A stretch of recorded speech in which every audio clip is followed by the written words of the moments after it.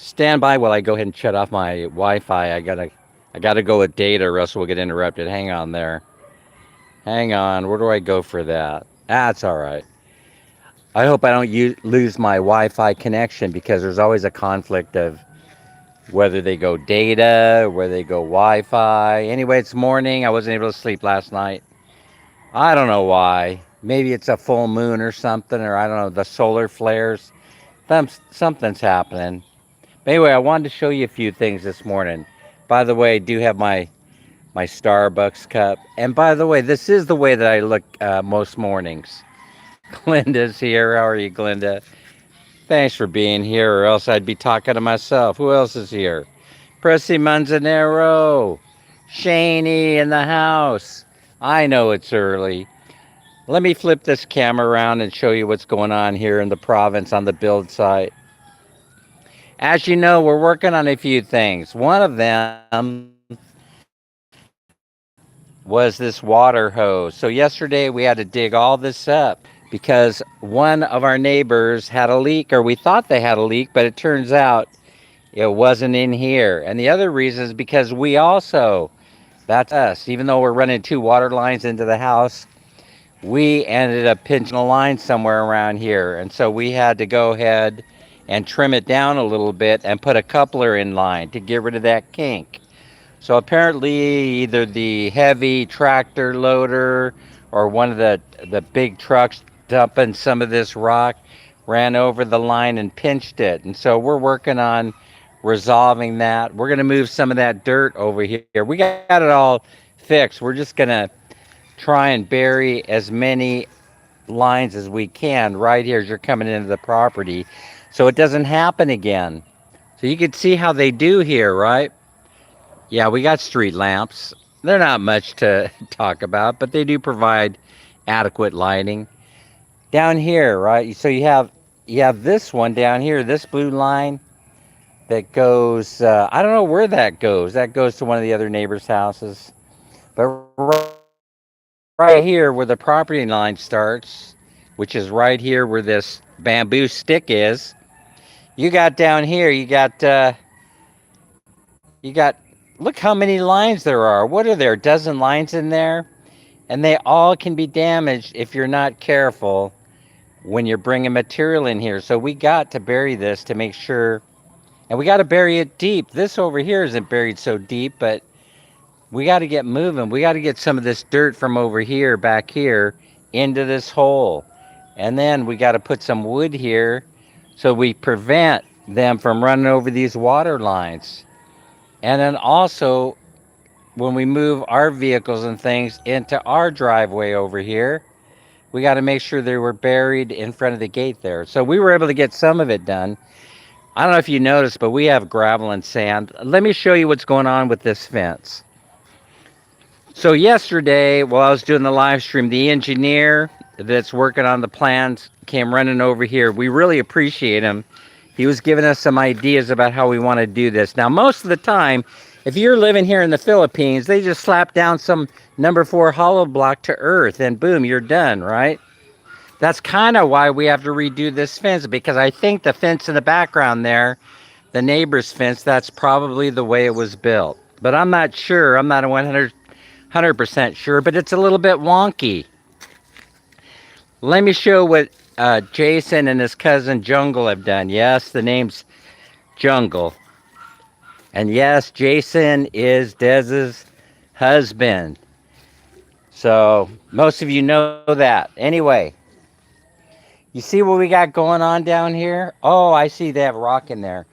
So we're already about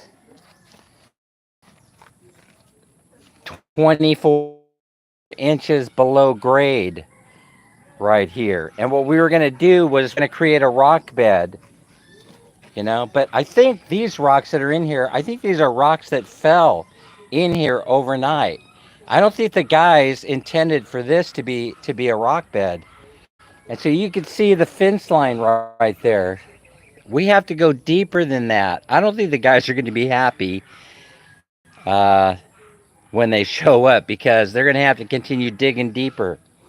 And then as Mike from Hey Joe, Buena Vista Dreamin' was explaining to me, and the engineer explained it in drawings, the strength of this fence is actually how deep you go below grade.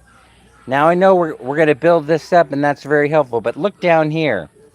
Look down here at this fence line of the neighbor's fence. You're only at about a foot beneath grade, and that ain't going to be good enough. Go much, much deeper in order to get the support that we need to make this thing work. And then here's the other thing. We're going to have 6 columns. We're going to have 6 columns going from here, the property line, all the way down to the end of the beginning of our other property, the other fence line. You can see what these columns are going to look like because you got this fence right here. So if I'm not mistaken, these are 12-inch by 12-inch columns, because you would take one sheet of 4x8 marine wood board, you would cut it up to make your forms, right? And that should be about 1 foot. So you would take 8 feet by 48 inches, right? And then once you cut that up into 4 equal bite-sized pieces, then it ends up giving you a form that gives you 12-inch column. And so I don't know what happened over here with this column for the neighbors. I think probably most likely what happened was what happened to most people. They just simply run out of money and they become impatient. And so with that impatience, they just kind of like plastered it up there. See that? And so I wanted to fix it. I actually wanted to come in here and fix it. But it turns out that this fence line is a little bit too wonky. Now, originally, I wanted to connect the fence lines with rebar to strengthen that fence against ours, but the engineer says no. The engineer says that ain't gonna work. He said abandon that idea, because you're risking that you'll lose both fences at the same time if we have something like an earthquake. And we get earthquakes frequently here. So when the guys come here, I'm gonna have to relay this information, to them, that we have to go quite a bit deeper than that grade right there that was created by this fence, right? You have to go below grade about 2 feet from where that is, and that'll keep everybody busy today. I hope it doesn't rain, but we still have a whole bunch of other stuff to do. We have to start building the columns, the rebar columns, and we have to start, getting the hollow block in here and the rest of the supplies that we need. And so that's going to take up quite a bit of today. Let's see, who's talking to me here? Dan, do you have Hey, Sam, no. And today would have been the perfect, I should have worn them, Sam. I didn't know you were going to be here. Today would have been the perfect day to wear them, right? Because I'm out here showing people the build site here for the next home that we're building here in the Philippines province of Bye City Leyte. Well, it's a province becoming a city. Anyway, I hope the weather holds out and rain doesn't ruin our day. Like I said, even if it does, we'll put them underneath the porch over here, and we'll build in the columns, putting them together with rebar. We'll get some material over here and we'll start doing that. So anyway, it's a project. And you can see right here, can you see this land? Let me see if I can you see that it dips in the middle here? Now, the plan is for this property to level it out. We got a contractor, friend that's working on this. Not the engineer, by the way. It's another guy who we knew whose idea is to bring in 3/4 inch gravel and his equipment, in order to level this. And then the idea that we shared the other day, and I'm still sticking with it, is to see what the cost is for concreting this entire 200 square meter lot. I know it's a very ambitious plan, but the truth be told, if you look at the plans that the engineer is working on, this entire lot, with the exception of the driveway, which is going to be located at our property line right there, is is the only exception. It's going to be about 10 feet wide, whatever standard driveway is. And it's going to go from there, roadside, all the way to the fence that they're building. And that's why this fence has to be built first. So, you know, with you guys, with you guys helping me out, sending me messages and things like that, it'll all come together. I'm not afraid. I'm not afraid of this project at all. Although I've never done anything quite this big before, except this house over here, but we did this virtually. It's easy to look on a camera and say, oh, yes, this is the Philippines, farmer's daughter. So yeah, see, if you look over here, right, it's easy to do things virtually. It's almost like a cartoon. That's how we built this house during COVID. Right? It was kind of like, okay, I see them doing this. We need to do that, right? So that's how this house was built. But it was over budget by quite a bit of money, right? So that's what ends up happening when you try and build a virtual house. Now Minnie and I are here, and we're both participating. We're both here, watching everything, and then sometimes Minnie and I, we have conflicting ideas too that we have to work out about how we should be doing stuff. So that happened a couple times yesterday. It was no big deal. We worked it out. Anyway, yeah, this is the Philippines. So, we're off to a great start because this was reclaimed. It's reclaimed swampland, basically. And this property right here is not at the lowest point by any stretch of the imagination. But in that corner right there, we had a pond, He had a pond down there with a whole bunch of frogs. I hope they made it out of there alive. Yeah. So look, for example, here's this land right here. Now, I don't know if we're going to be able, I'm going to try and buy this one if I could find the owner. I have to get really, really going on this because see how this line is set? I don't know if you can see it on camera, but this is a property line that's also been set. And there will be, the difference between what we build here will be whether we get this property or not. This is another 100 square meters. For example, if there's any possibility at all that we can get this land, then I would build a temporary fence here. Right? That makes sense. You build a temporary fence. But if there's no chance at all, I did talk to the woman at one time. I know who owns it, or I thought I knew who owned it. And they were planning on building a 2-story house here on this lot, which makes sense. Of course, so were they here, but we ended up buying it. They ended up deciding not to do it. Well, you could see why. It costs a bunch of do-re-mi. Oh, yeah. Oh, geez. Are you kidding me? You would live like a king here in the province, farmer's daughter. Yeah, it's insane what kind of a great life you would lead. Because I have nowhere near that. I have nowhere near your 4.5 million, and I'm having a great life. My wife and I are just enjoying the hell out of it. We're walking around here just not a care or worry in the world, I'm telling you. And you could easily live off the interest off of that 401k, even if it's only returning 5 points per year. Yeah, no big deal. It's a great retirement place. It's phenomenal. And I know a lot of people, they argue with me about this point, but it's becoming more like the USA every day.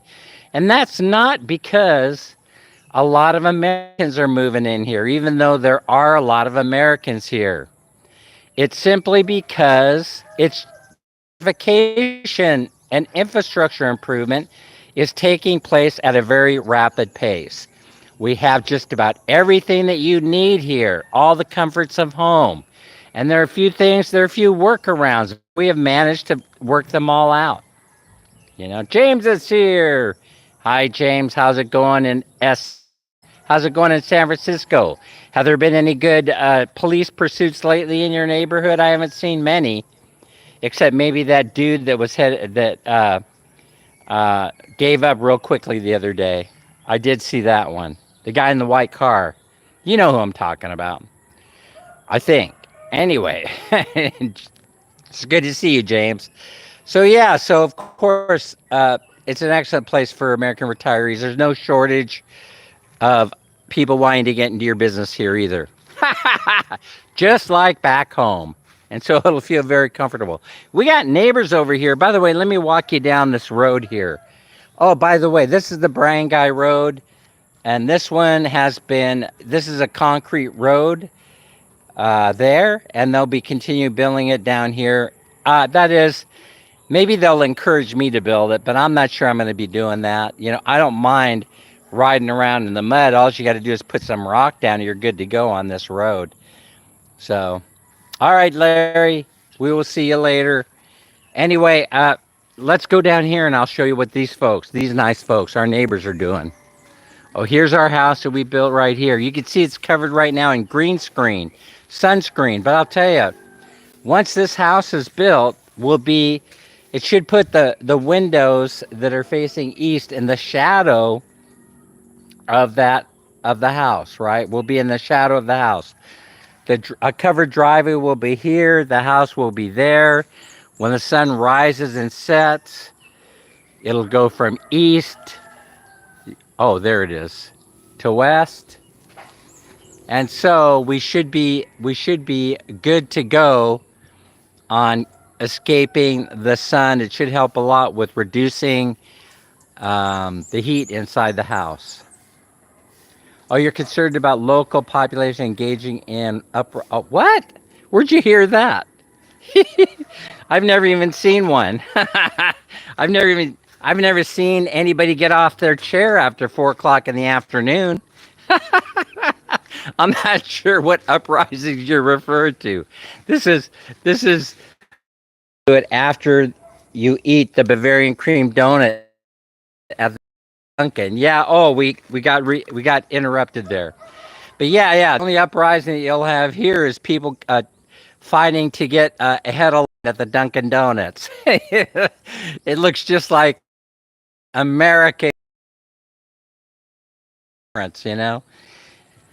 Here's a lot here. This one right here is owned by a friend of ours, and they have no intention of selling this one. Of course, this one isn't my favorite. This one right here is not my favorite lot because it's a little bit below downhill from this one up here. But we still have to build them up. You know, that's the whole thing. The house has to sit about 2 to 3 feet above grade, above this road, in order to get good drainage, you know, in order to make sure that you don't get flooded out someday. So we are near the ocean and the river. Kind of reminds me where we came from in Sacramento, California, where you had the convergence of the American and the Sacramento River. There's our outdoor kitchen right there, and we have a CR there, which is very convenient because the workers, all they have to do is come over here and use this kitchen area on breaks and use the CR if they need to. They could even take a shower in there. How are you doing? What about the spitting cobras? Where are those? I've never even seen one. Yeah, when I run into a cobra, I will take a picture of it for you. And then I know they say we have, I'll tell you what, they do say, not to joke around too much about that, but because it is serious business. I think father-in-law was saying one time he ran into a baby cobra on this very road, but I haven't seen one. I'd like to see one. You know, I'd like to see one at least once while I'm here. If you come over here, if you're looking over here, then you'll see. If we were to walk a little further, which I'm not really inclined to right now, then you would. You have a nice day too. File or Feli? Feli? Sedaria. Nice name. Okay, so if you come over here, you'll see that is swamp, right? And then this reminds me of a Levy Road like in Sacramento. And so now look over here, this ground right here is higher over here than it is over here. But this is like a Levy Road because if you go 2 or 3 blocks that away over that fence line, it sinks again. And you actually have houses in there. You have native houses. You have modern houses, but they build them two-story, and they build them very high above the flood line. So that's what you got. That's what you got to do in some places around here. But if you could see this, I don't know if you could get a good picture of this. This is above. This is above that area. As you go up the street, then you go a little bit higher in elevation. And believe it or not, we're still about 25 feet above sea level right here. So that's pretty good. Oh, Dale Grady is here. Hi, Dale. Hi, Dale. How's it going? I don't believe I've seen you in a few months. Yeah, so no, we're very comfortable here. People say, Dan, there's something. Listen, you either. I don't know. I think it's a. I'm not sure if it's the way a person was raised or not, or I don't know if it has anything to do with that. Glenda, good morning. But I will tell you that some people they don't make it here. They don't make it here. They want it to be totally 100% like it is back home in the West. But when I tell people, hey, I've traveled a lot, I've been quite a few places. There is no place that I could tell you that truly is like America. There's no place that's quite 100% like it. There are places that come close, to it, but they're not. uh, It's not exactly like that. And the reason why is because America's filthy rich. Jennifer is here. Jennifer, how are you? Yeah, see, America's plain filthy rich. That's even if you're poor, you're rich comparatively. And so accept it, deal with it. If you travel around, you already know this. If you go to one of the neighboring countries, you already know it. I mean, that's just a fact. That's just a fact. And so people call this a third world country, but it's not. It's a developing nation. It's a developing nation, not a third world country. And the West and the East, they're pouring money in here like crazy. I mean, like crazy. We have drainage lines that have already gone. We've got storm lines. We've got water lines. We've got elect, electricity going in the ground as they make all these improvements. All started downtown. On any given day, you're going to see all the infrastructure improvements. It's simply the way it is in the Philippines. And so, yes, of course, you're going to see impoverished areas also. But you see impoverished areas that are worse in the United States comparatively. Downtown Sacramento, where we're from, is a good example. You have enclaves of people living on the sidewalk. And I got to tell you, you'll very rarely see that here. And the reason is because the culture is different. They take care of their own most of the time. And as a matter of fact, a few of the homeless guys that I've seen are actually Westerners. That may not shock you, but it shocked me. They came over here and lost all their money. So it's simply the way that it is. Ah, barangay dog. That's probably somebody's pet. They let them out to roam free in the morning. So, anywho, that's about it for today. I'm catching you up. So, this is today's live stream, I think. I hope you enjoyed it. If you have any questions, put them in the comment section below. I'll be happy to answer them. Take care, everybody. Enjoy the rest of your day. Bye bye. We're out in 9, 8, 7, 6.